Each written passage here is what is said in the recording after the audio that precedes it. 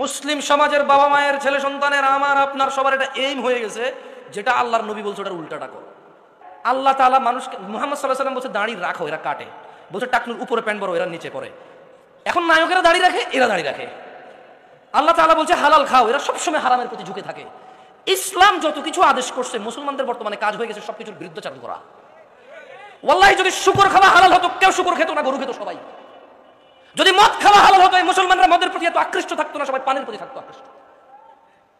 যদি সুদ আর ঘুষ খাওয়া হালাল হতো, তাহলে আজকের যে মুসলমান আমার চোখের সামনে আছে, আমার মনে হয় এরা কেউ সুদ আর ঘুষ খেত না। ওয়াল্লাহি যদি নামাজ পড়লে পাপ হতো, তো ফজরে তুমি মসজিদে জায়গা দিতে পারতা না।